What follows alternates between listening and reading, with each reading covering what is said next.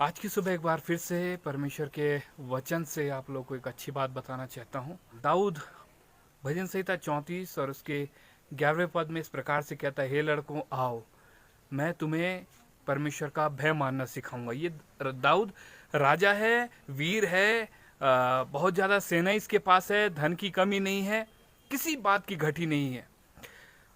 ये अपने लड़कों को, ये लड़के इसके अपनी औलाद भी हो सकते हैं, सेना के सिपाही भी हो सकते हैं। उनको एक बात कह रहा है कि लड़कों मेरे पास आओ, मैं तुम्हें परमेश्वर का भय मानना सिखाऊंगा। कितनी खूबसूरत बात है।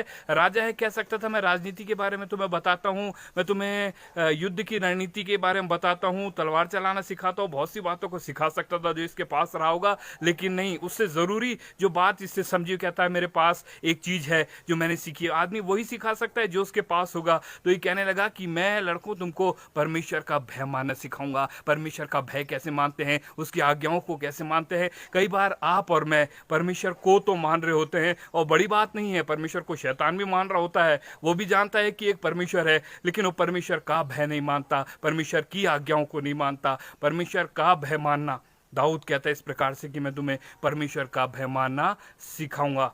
नीति वचन 10:9 और उसकी 10वीं आयत में एक खूबसूरत बात लिखी हुई है कि परमेश्वर का भय मानना बुद्धि का आरंभ है और परम पवित्र ईश्वर को जानना ही समझ है। ये नहीं लिखा हुआ परम पवित्र ईश्वर को मानना समझ है, नहीं, परम पवित्र ईश्वर को जानना ही समझ है। मेरी प्रार्थना है आज आप और मैं उस प्रकार से, जैसे परमेश्वर आपको और मुझको जानता है, उसी प्रकार से आप और मैं भी उस परमेश्वर को, अपने सृजनहार उस पिता को जानने और मानने वाले हो सकें।